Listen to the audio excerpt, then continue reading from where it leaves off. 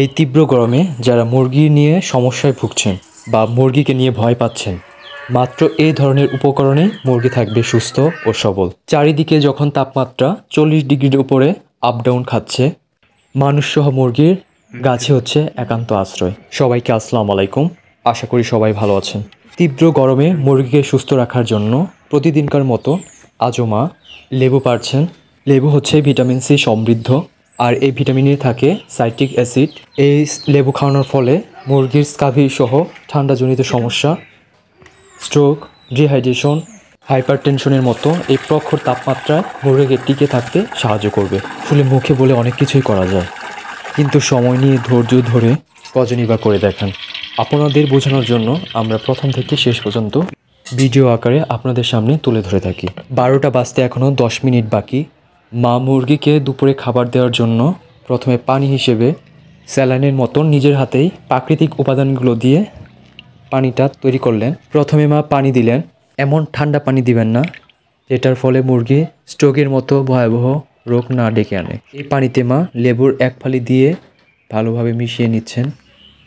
তারপর কুসুলের গুড় দেওয়ার জন্য বয়ম থেকে কুসুলের গুড়টা এবার এই বাটিতে দিয়ে নিচ্ছেন। কুসুলের গুড়টা দেওয়ার পর এবার 3টা উপকরণ মা ভালোভাবে মিশিয়ে মুরগিকে খাওয়ার জন্য প্রস্তুত করছেন।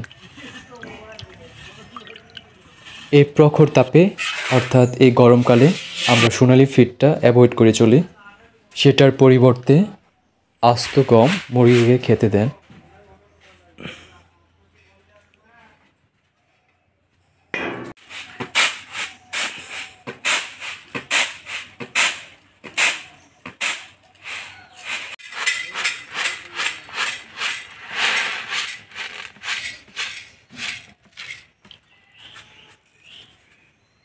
এই আস্ত গমের সাথে মা আরেকটা জিনিস মিশান, সেটা হচ্ছে সিরকা।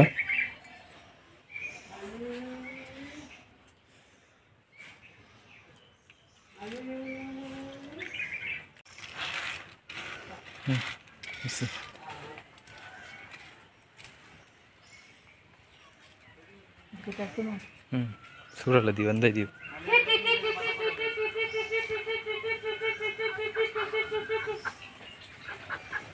এই প্রখর রোদে এই ধরনের পানি ও খাবারের মাধ্যমে আমরা মুরগিকে সুস্থ রাখছি। এটা হচ্ছে দুপুরের খাবার।